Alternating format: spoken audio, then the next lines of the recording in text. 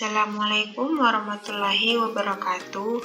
Perkenalkan, nama saya Cindy Alfionita Maude, kelas 3B Farmasi dengan NIM F19051.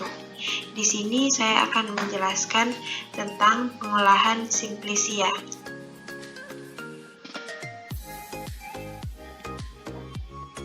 Di Indonesia, banyak berbagai macam tumbuhan obat yang telah diteliti oleh para ahli, yang mana sampai sekarang tercantum pada buku-buku maupun artikel obat tradisional. Tumbuhan obat atau yang biasa dikenal sebagai obat herbal adalah sediaan obat baik berupa obat tradisional, fitofarmaka, dan farmasetika. Dapat berupa Simplicia atau bahan segar atau yang dikeringkan, ekstrak, kelompok senyawa atau senyawa murni berasal dari alam. Yang dimaksud dengan obat alami adalah obat asal tanaman. Pengertian Simplicia. Simplicia adalah bahan alamiah yang dipergunakan sebagai obat yang belum mengalami pengolahan apapun juga, dan kecuali dinyatakan lain, Simplicia merupakan bahan yang dikeringkan. Simplicia dapat berupa Simplicia nabati, Simplicia hewani, dan Simplicia pelikan atau mineral. Jenis Simplicia. Yang pertama, Simplicia nabati adalah Simplicia yang berupa tanaman utuh, bagian tanaman atau eksudat tanaman. Yang dimaksud dengan eksudat tanaman adalah isi sel yang secara spontan keluar dari tanaman atau yang dengan cara tertentu dikeluarkan dari selnya, atau zat-zat nabati lainnya yang dengan cara tertentu dipisahkan dari tanamannya. Yang kedua, Simplicia hewani adalah Simplicia yang berupa hewan utuh, bagian hewan atau zat-zat berguna yang dihasilkan oleh hewan, dan belum berupa zat kimia murni. Yang ketiga, Simplicia mineral atau pelikan adalah Simplicia yang berupa bahan pelikan atau mineral yang belum diolah atau telah diolah dengan cara sederhana dan belum berupa zat kimia murni.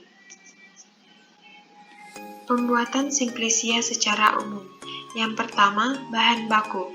Tanaman budidaya adalah tanaman yang sengaja ditanam untuk tujuan produksi Simplicia.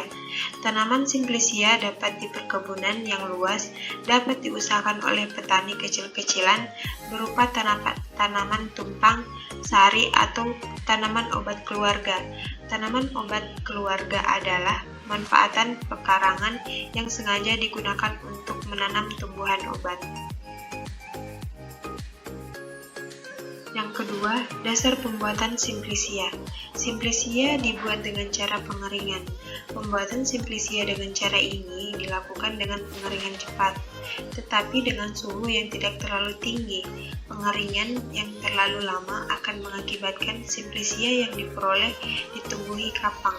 Pengeringan dengan suhu yang tinggi akan mengakibatkan perubahan kimia pada kandungan senyawa aktifnya.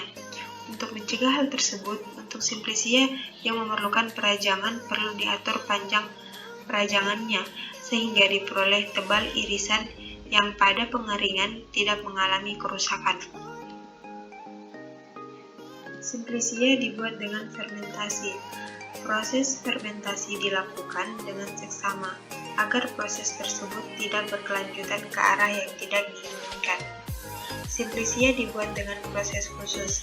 Pembuatan Simplicia dengan penyulingan, pengentalan eksudat nabati, penyaringan sari air, dan proses khusus lainnya dilakukan dengan berpegang pada prinsip bahwa pada Simplicia yang dihasilkan harus memiliki mutu sesuai dengan persyaratan. Simplicia pada proses pembuatan memerlukan air, ati, talc, dan sebagainya. Pada proses pembuatannya memerlukan air. Air yang digunakan harus terbebas dari pencemaran serangga, kuman patogen, logam berat, dan lain-lain.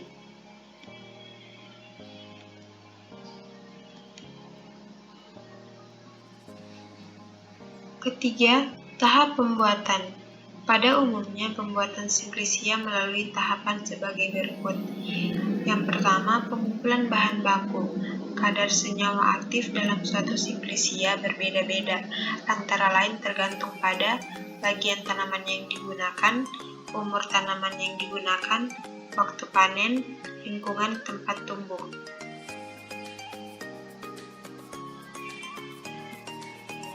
Selanjutnya, sortasi basah.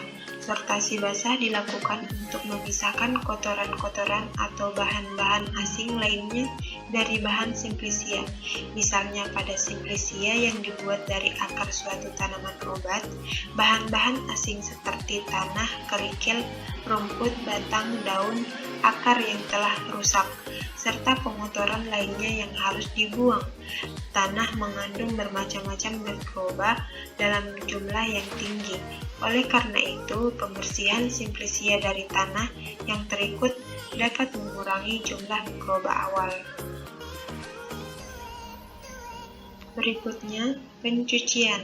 Pencucian dilakukan untuk menghilangkan tanah dan pengotoran lainnya yang melekat pada bahan simplisia. Pencucian dilakukan dengan air bersih, misalnya air dari mata air sumur, atau air pump.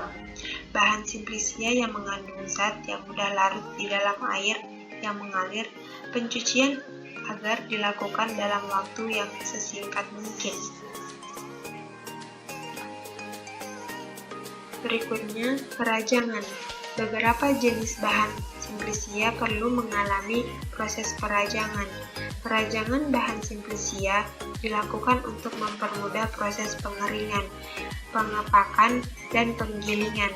Tanaman yang baru diambil jangan langsung dirajang, tetapi dijemur dalam keadaan utuh selama 1 hari. Perajangan dapat dilakukan dengan pisau dengan alat mesin perajang khusus hingga diperoleh irisan tipis atau potongan dengan ukuran yang dikehendaki. Semakin tipis bahan yang dikeringkan, semakin cepat penguapan air, sehingga mempercepat waktu pengeringan. Akan tetapi, irisan yang terlalu tipis juga dapat menyebabkan kekurangannya atau hilangnya zat berkhasiat yang mudah menguap.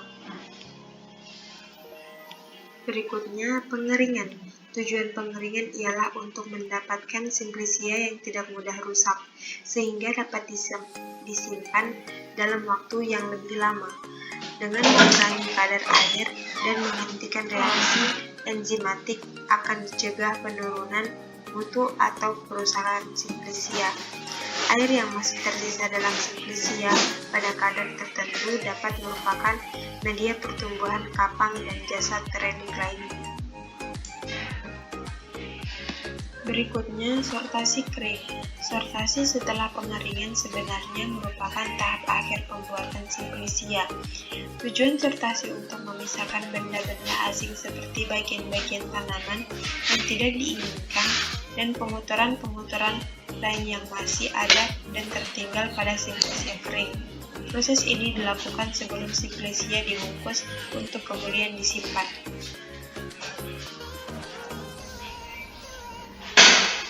Dan yang terakhir yaitu penyimpanan dan pengepakan. Simplisia dapat rusak, mundur, atau berubah mutunya karena berbagai faktor luar dan dalam, antara lain. Yang pertama, cahaya. Sinar dari panjang gelombang tertentu dapat menimbulkan perubahan kimia pada simplisia. Yang kedua, oksigen udara. Senyawa tertentu dalam simplisia dapat mengalami perubahan kimiawi oleh pengaruh oksigen udara. Terjadi oksidasi dan perubahan ini dapat berpengaruh pada bentuk simplisia. Yang ketiga, reaksi kimia intern. Perubahan kimiawi dalam simplisia yang dapat disebabkan oleh reaksi kimia intern. Yang keempat, dehidrasi.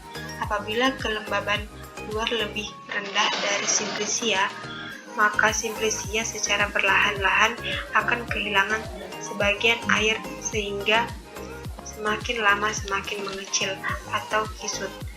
Yang kelima, penyerapan air.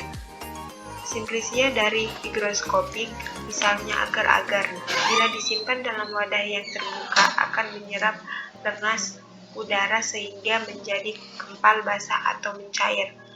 Keenam, pengotoran. Pengotoran pada simplisia dapat disebabkan oleh berbagai sumber. Ketujuh, serangga. Serangga dapat menimbulkan kerusakan dan pengotoran pada Simplicia, baik oleh bentuk bulatnya maupun oleh bentuk dewasanya. Pengotoran tidak hanya berupa kotoran serangga, tetapi juga sisa-sisa metamorfosa seperti cangkang telur, bekas kepompong, anyaman benang, bungkus kepompong, bekas kulit serangga, dan sebagainya. 8. Kapang. Bila kadar air dalam Simplicia terlalu tinggi, maka Simplicia dapat berkapang. Kerusakan yang timbul tidak hanya terbatas pada jaringan Simplicia, tetapi juga akan merusak susunan kimia zat yang dikandung dan malahan dari kapangnya dapat mengeluarkan toksin yang dapat mengganggu kesehatan.